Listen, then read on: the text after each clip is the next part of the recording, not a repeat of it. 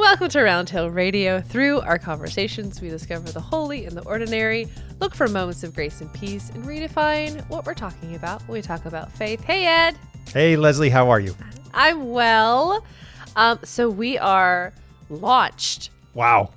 I know. I'm Three excited. cheers. Woohoo! People have our book. I'm holding it up for our video watchers. I'm so excited that you guys are starting to get your copies. As the last week's podcast says, the Amazon link is coming. We're in the final stages of getting that to you. Hopefully by the time this podcast comes up, I'll have it for you guys. I'm going to plaster it all over social media the day we have it. So probably in the next couple of days, if not already. So keep an eye out for that. And another item of business we have is that, yes, we are still launching our Instagram Live on Wednesday, November 27th at 10 a.m. It's 10 a.m. now, so that's one little change.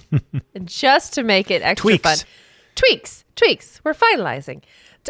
So Wednesday, November 27th at 10 a.m. is our first Instagram Live. And then the subsequent weeks after that, it will be on Thursdays at 10 a.m. because we realized that Wednesdays are Christmas Day, New Year's Day, and like a myriad of conflicts in our world. Best laid plans of mice and men. And so that's how that's going to work. So Wednesday, November 27th at 10 a.m. And then we'll be sure to be like, hey, and next week's Thursday.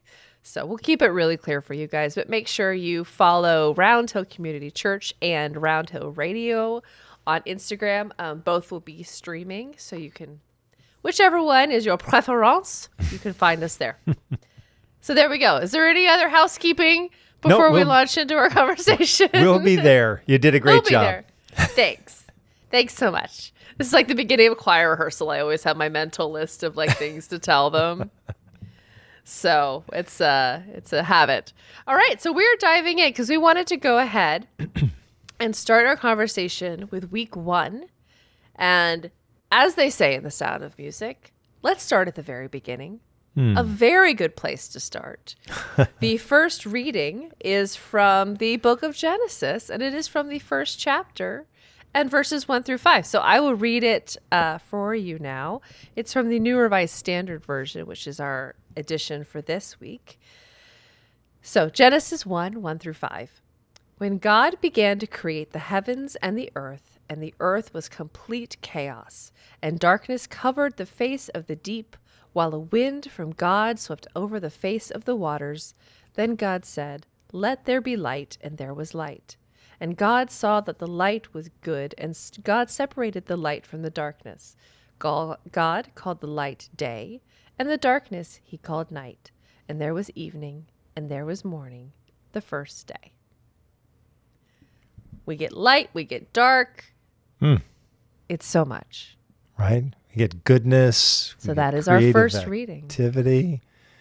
It's amazing, right? All of that packed into those 5 little verses. The Spirit hovering over the waters. You know, it's unformed chaos. It's just a mess. You know, who knows what's going to be made of it? And that's how the story begins, you know. Can anything good come of this? That's the question. We were talking a little bit before about this passage. So to begin at the beginning, what better place, right? The book of Genesis, the first book in a library of books, right? 66 different books. And was mentioning that this particular passage, of course, it's the beginning of the 7 days of creative activity. And everything proceeds in a good and orderly way, which does not always happen in life. So, hey, thank goodness. Here's a good way to start, good model to follow. Yeah. And it is such an amazing contrast, this story, from, I think, the setting in which it was written, because we believe that this particular text grew out of a time that was extraordinarily dark for the people of Israel. The Israelites had been exiled to Babylon. Their country had been mostly destroyed. Most of the so-called upper classes, the artisans, the administrators, the bureaucrats, they'd all been skimmed off and taken off to Babylon. Some had fled to Egypt. So it was a devastating time.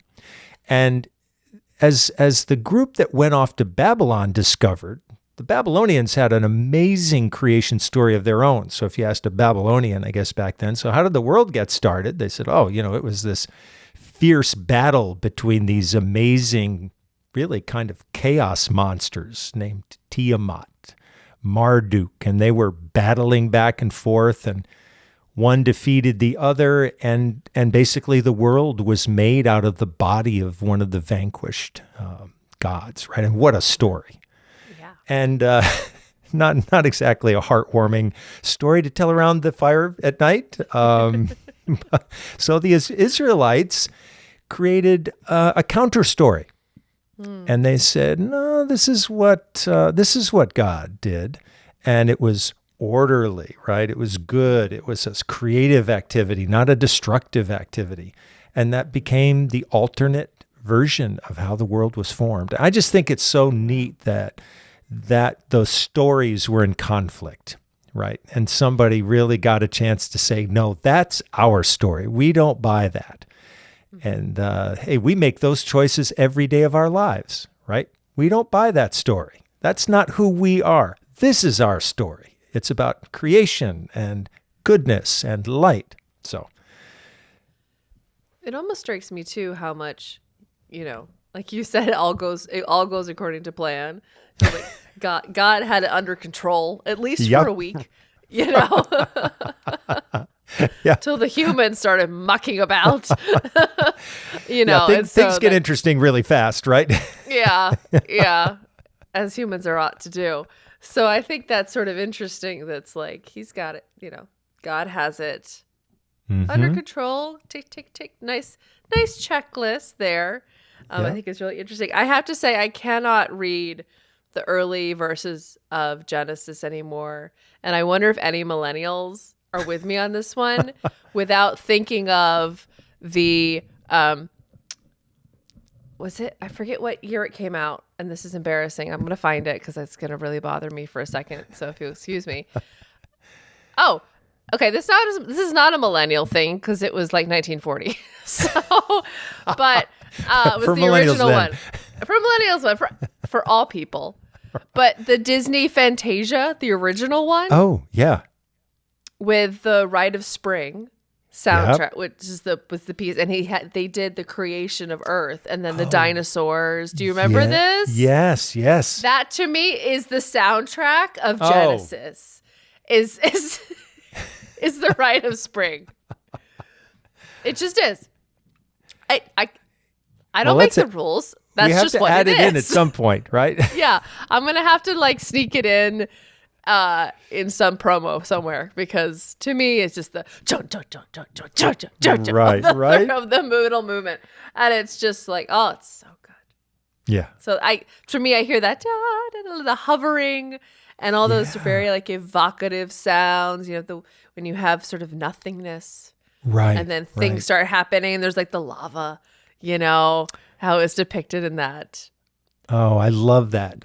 It's interesting that you connect it with that music, right? So you hear this story and it connects to music. And I just wonder, for our listeners and what connections there are with this creative activity, and whether it's a painting or a poem.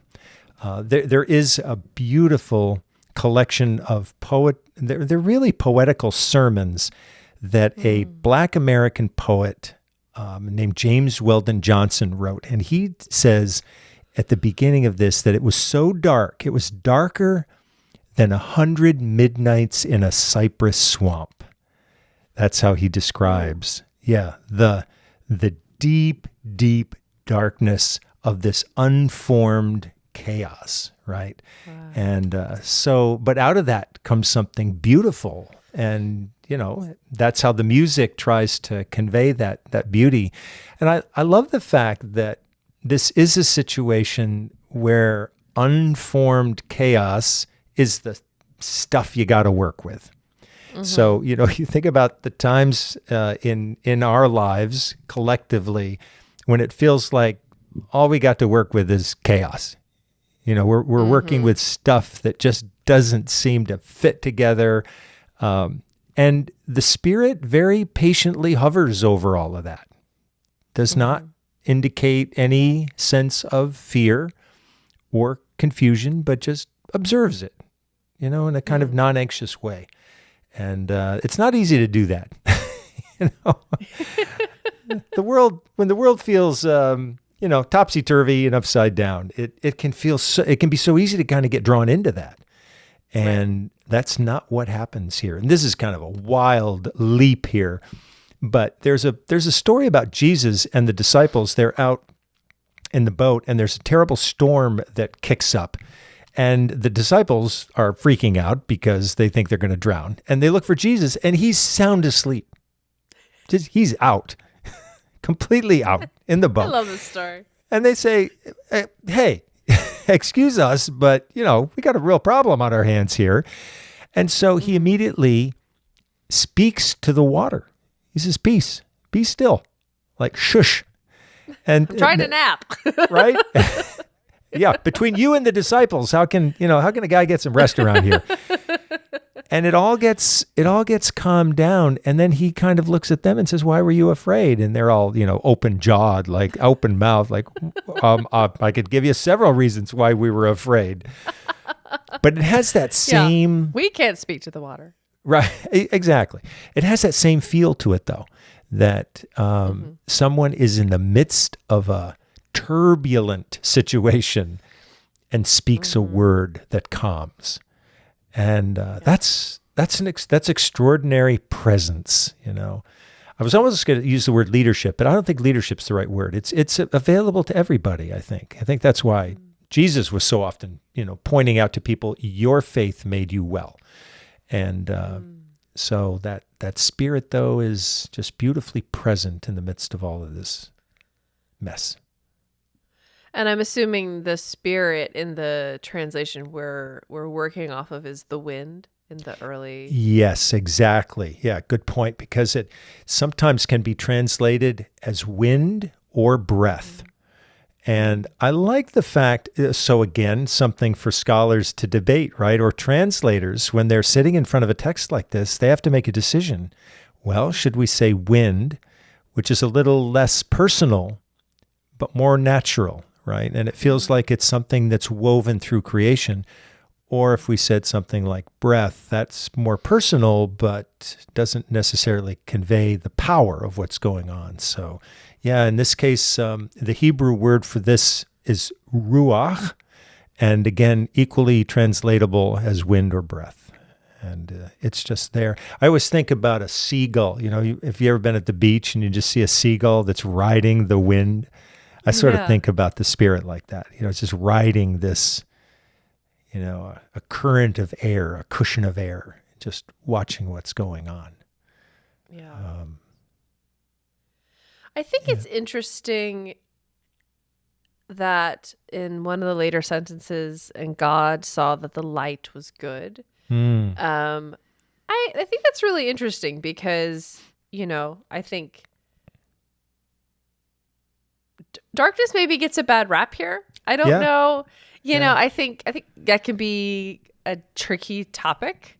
Yeah. For a few different reasons, but I think it's really interesting that is included. It's like God's like having a qualitative judgment on light versus dark. Yeah. I think it's a great observation. And this is a kind of a story that's been used to, kind of support, it's been used to support prejudice, right?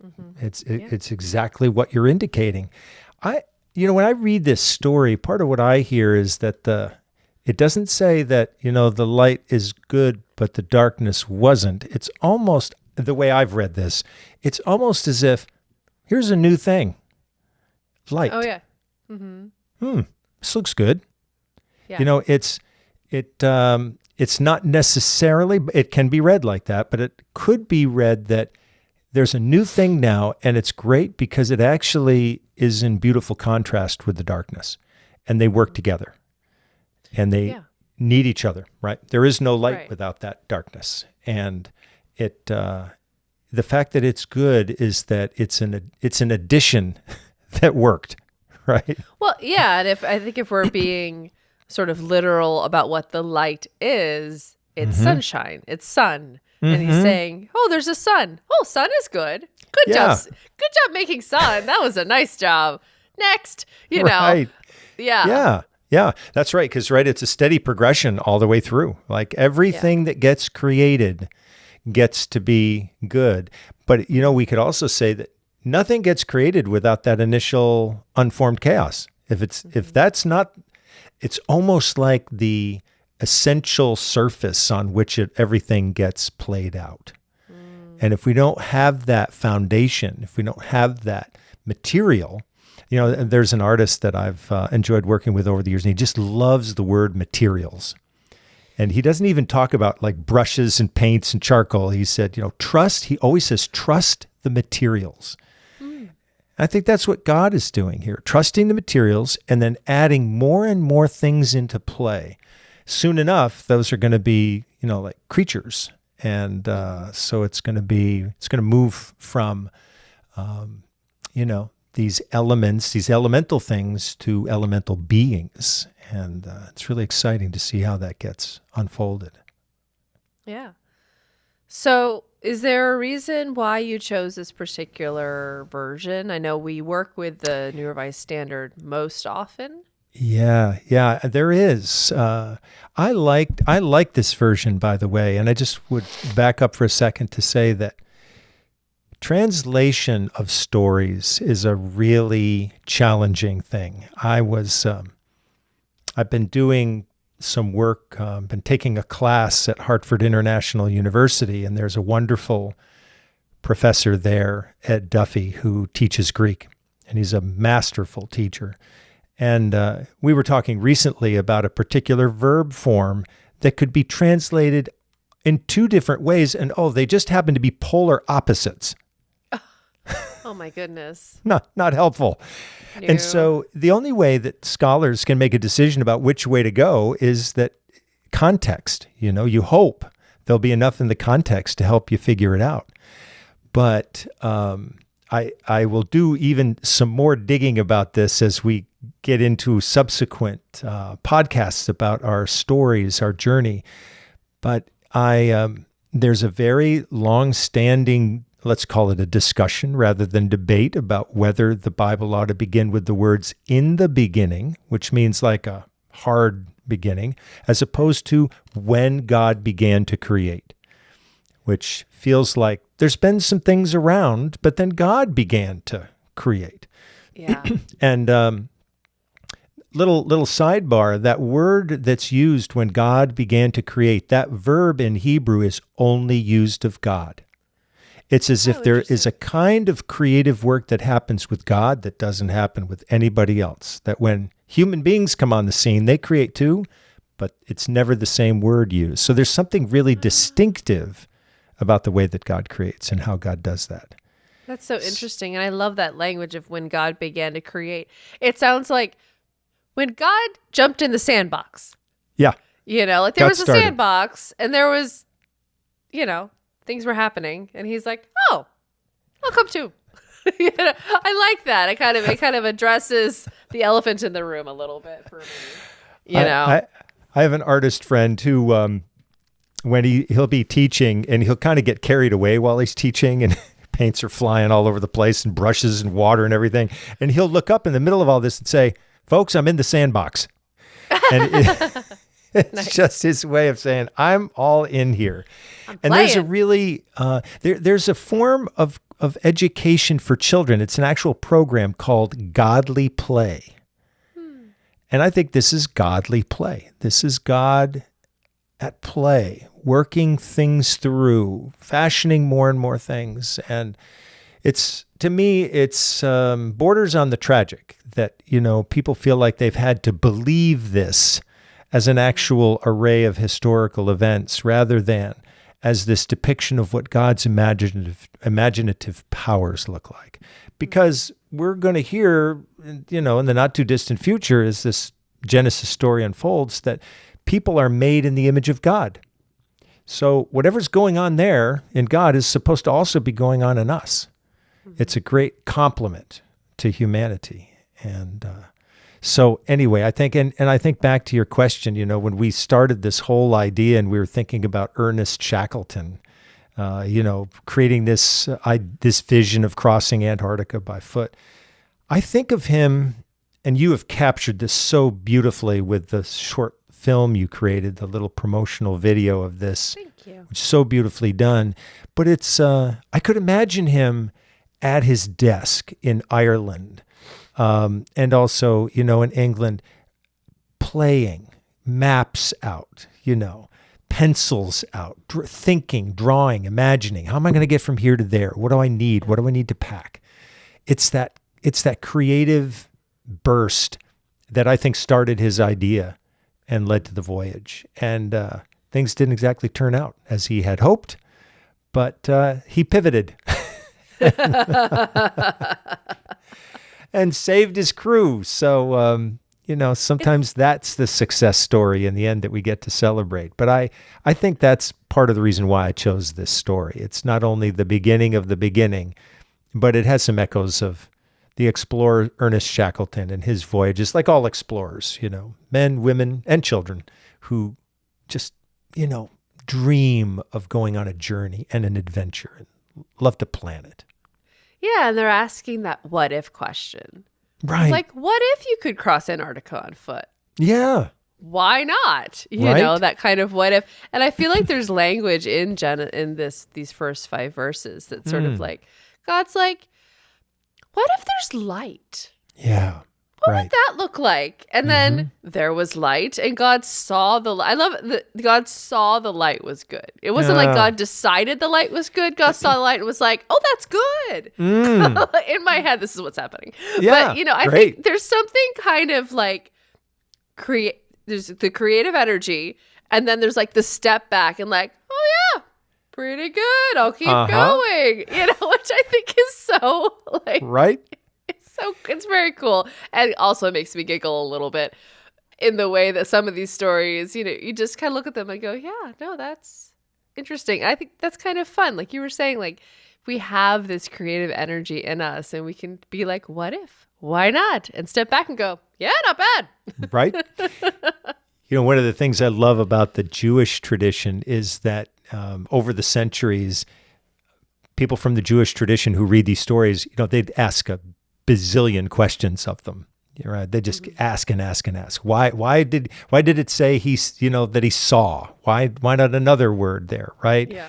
Or why does it say the Spirit was there, and all of those things? And it's really you're doing exactly what they would do, which is just to ask the question, why is that there? And I love your take on it. So yeah, I think it's a wonderful story to think about, and to think about what that creative activity is like in our lives when we are in the midst of something that feels like there's a lot of work that needs to be done in order to bring it into some kind of fashion, right? Where it can be good for the collective. And so I'm excited to hear this story again as you've read it and think about what it means in that way.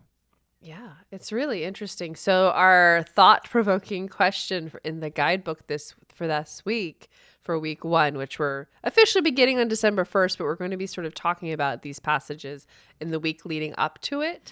The idea being that when you interact with our online or in-person worship services, you'll have had time beforehand to create your own thoughts, your own questions, and then bring those to your worship experience. So I'm looking forward to that. So the question for week 1 is, Well, actually, there's two questions. We doubled up on this one. What strikes you as most significant about the way the Bible begins? And then, when have you felt a connection between God's creative powers and yours? And so we'd love to hear your thoughts about that. You can, of course, always comment on this video, on this podcast. But we really invite you to join us on November 27th at 10 a.m. for our live stream where we're going to be really answering those questions together. And so we definitely invite you to that. And we thank you so much for spending this time with us and every time with us. Roundtable Radio is brought to you by the friends and members of Roundtable Community Church. For more information, please visit roundtableradio.org. If you enjoyed this podcast, there are a few things that you can do that would make a big difference to us. Like the video, subscribe if you aren't, and click the notification bell and select all. Thank you.